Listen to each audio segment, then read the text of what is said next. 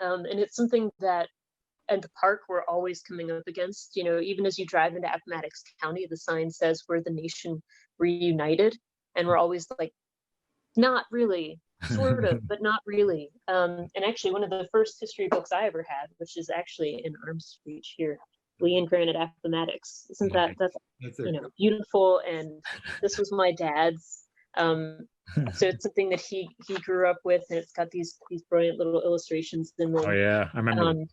Who wrote it? Yeah, they're fantastic, right? Except that if you read it, you're going to come away with a very different impression of Appomattox than necessarily what we would want you to walk away with today.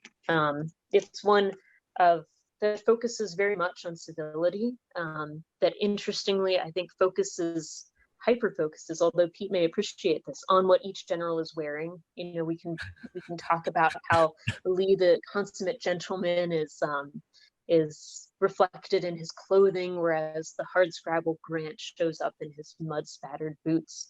And somehow that's supposed to tell us something about the character of each of them and the arc of this entire story.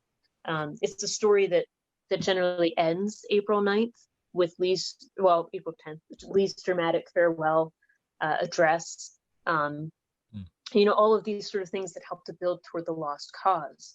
Whereas today we really look at April 9th as the beginning of the end, and then the beginning toward Reconstruction. It's the beginning of emancipation. It's the beginning of the surrenders of Confederate armies, major armies in the field.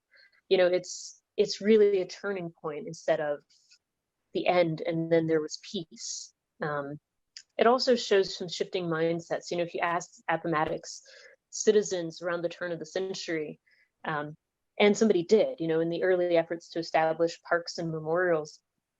And the Southern people here were quick to remind everybody that, in fact, we weren't so keen on remembering it that way. Thank you very much. A lot of things were lost that day.